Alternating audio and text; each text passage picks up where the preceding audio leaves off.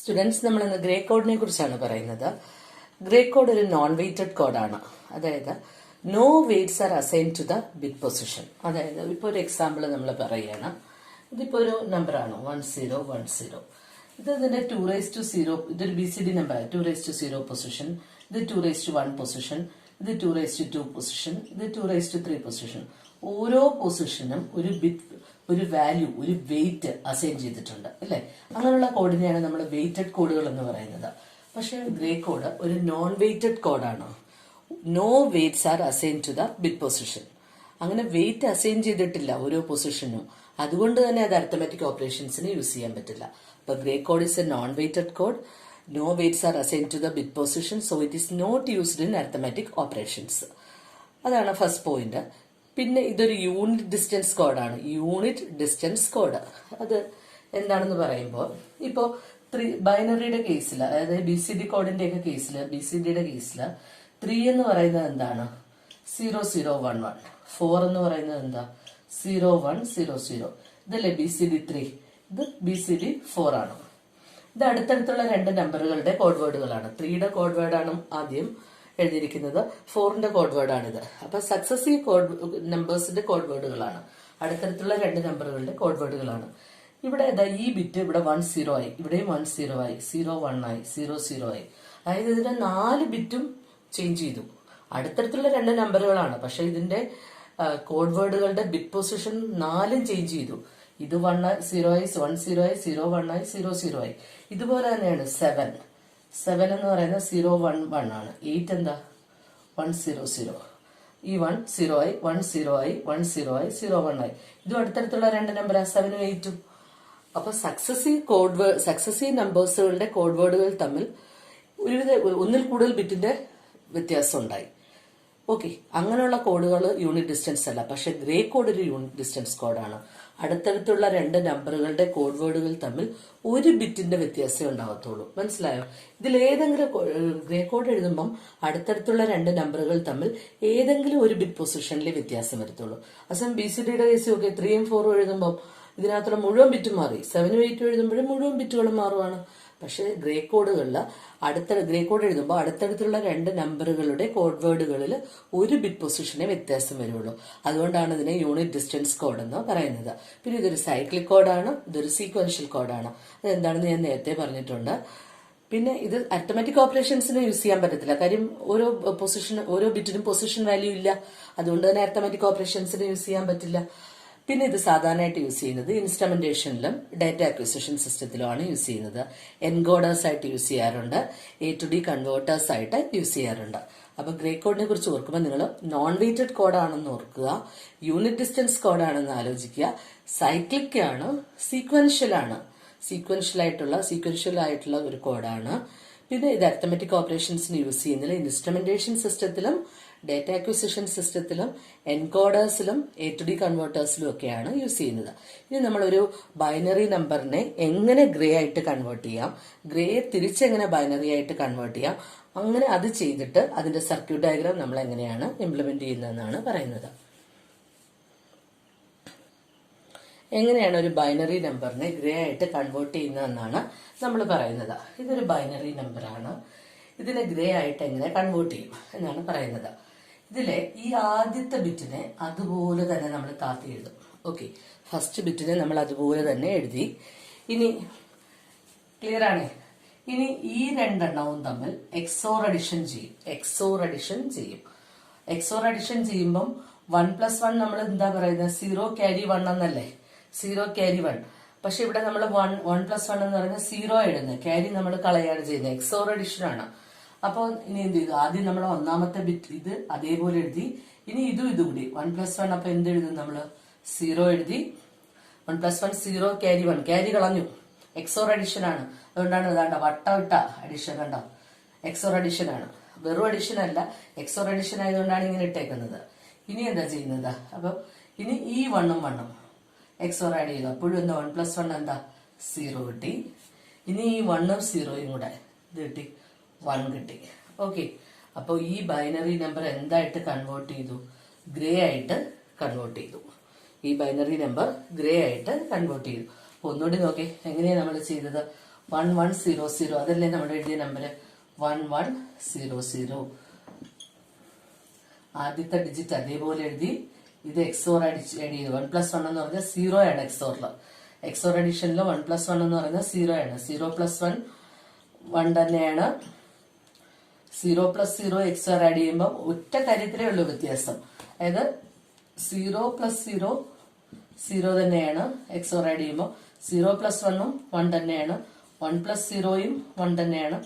1+1 എന്താണ് 0 ആണ്. ഇതാണ് എക്സോർ അഡീഷൻ. ഓക്കെ, ഇവിടെ നോക്കേ, ആ 1 അതേപോലെ എഴുതി. 1+1 0.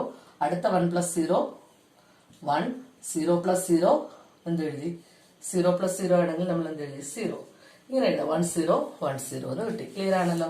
ഇങ്ങനെ നമുക്ക് എന്ത് ചെയ്യാൻ പറ്റും? ഒരു ബൈനറി നമ്പറിനെ നമുക്ക് എന്ത് ചെയ്യാൻ പറ്റും? ഗ്രേ ആയിട്ട് കൺവേർട്ട് ചെയ്യാൻ പറ്റും. ഒരു എക്സാമ്പിൾ നോക്കേ, 1001. ആദ്യത്തെ ബിറ്റ് അതേപോലെ എഴുതി. 1+0 1. 0+0 0. 0+1 1. 1 അതേപോലെ എഴുതി. 1+0 1. 0+0 0. 0+1 1. അങ്ങനെ എന്ത് ചെയ്യാൻ പറ്റും? ഗ്രേ ആയിട്ട് ബൈനറി എന്തായിട്ട് നമ്മൾ കൺവേർട്ട് ചെയ്തു? ഗ്രേ ആയിട്ട് കൺവേർട്ട് ചെയ്തു. ഇനി നോക്കി, ഇത് എങ്ങനെയാണ് നമ്മൾ ഡയഗ്രമാറ്റിക്കലി റെപ്രസെന്റ് ചെയ്യുന്നതെന്നാണ് നമ്മളിനി പറയുന്നത്.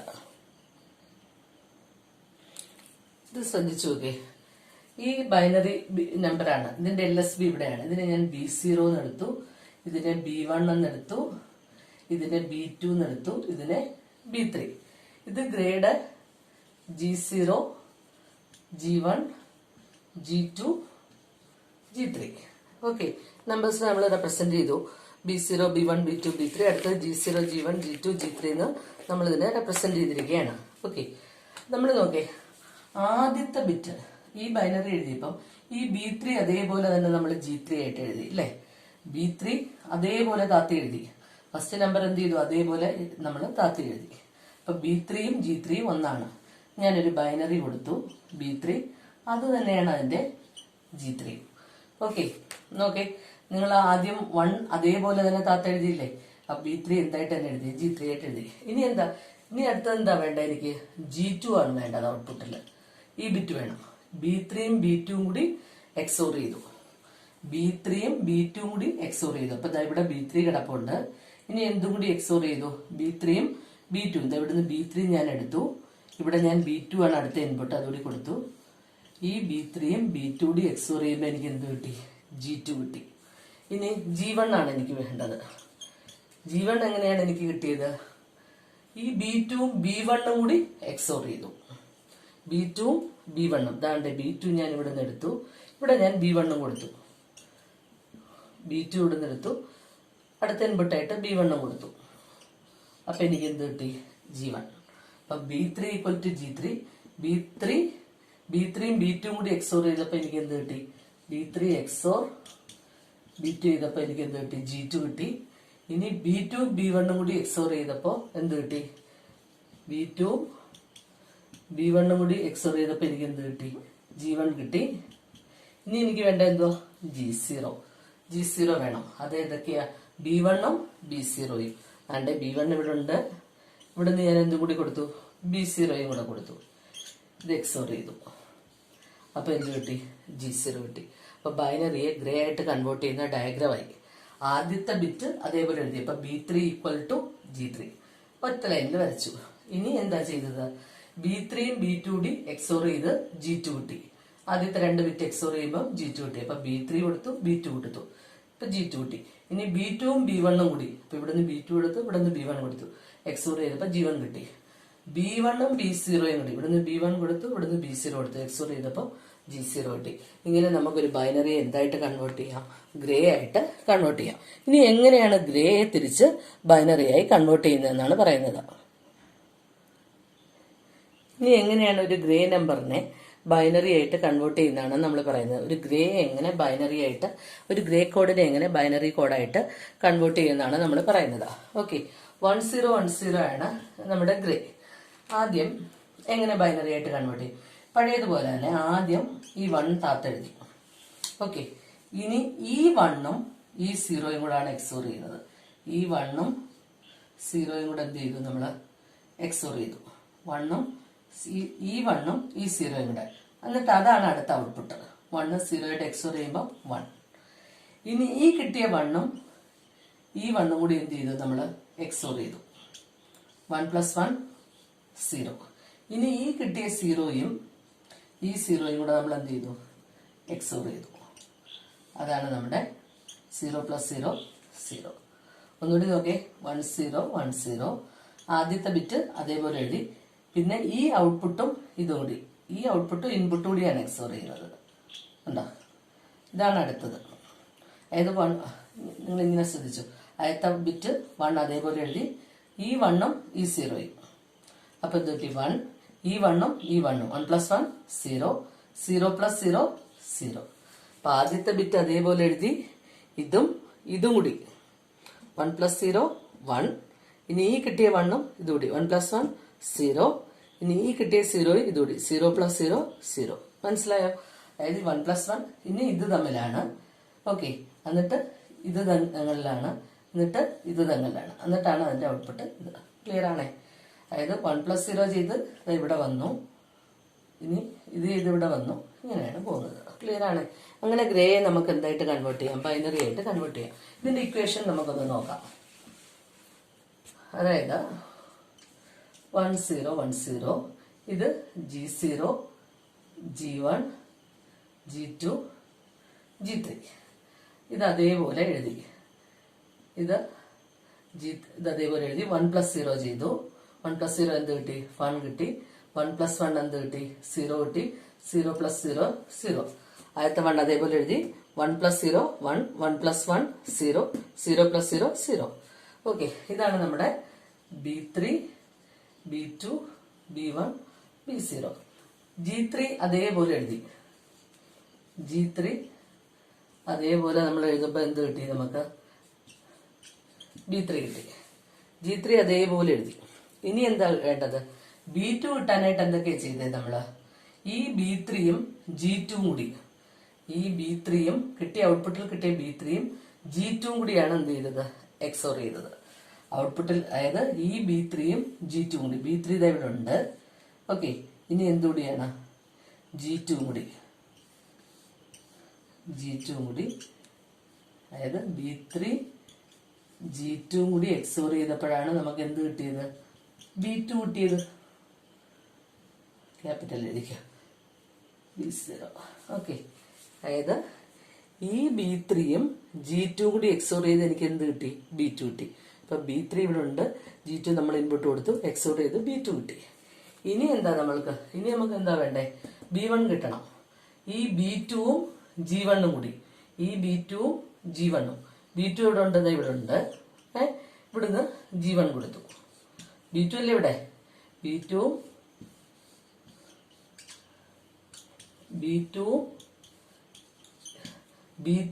G1ഉം കൂടി എക്സോർ ചെയ്ത് എന്ത് കിട്ടി, B1. ഓക്കെ, ഇനി B0 കിട്ടാൻ എന്താ ചെയ്യുന്നത്, B1ഉം G0യും. അതായത് B1 ഇവിടെ കിടപ്പുണ്ട്, ഈ B1ഉം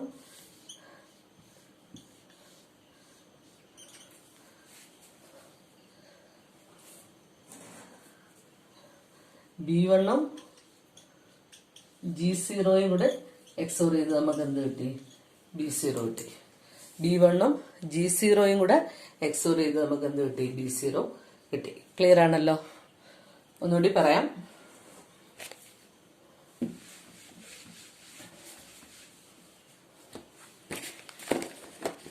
ആദ്യത്തെ നോക്കേ, അതായത് ഇത് B3 B2 B1 B0. Okay, ആദ്യത്തെ G3 B3 ഇത് ഓക്കെ, ഇത് അതേപോലെ എഴുതി. അതായത് G3 എന്ന് പറയുന്നത് തന്നെയാണ് നമ്മളുടെ B3. ഇനി ഈ B3യും G2യും കൂടി എക്സോർ ചെയ്ത് എന്താ കിട്ടിയത്, നമുക്ക് B2 കിട്ടി. അതായത് നമുക്ക് ഈ കിട്ടിയ B3യും G2 പുതിയൊരു ഇൻപുട്ട് എക്സോർ ചെയ്ത് നമുക്ക് എന്ത് കിട്ടി, B2. B2 = B3 XOR G2 = B2. ഇനി ശ്രദ്ധിച്ചു നോക്കേ, ഇപ്പൊ കിട്ടിയ ഈ B2വും G1ഉം കൂടി എക്സോർ ചെയ്താണ് നമുക്ക് എന്ത് കിട്ടുന്നത്, B1 കിട്ടുന്നത്. ഈ B2വും G1ഉം കൂടി B2 X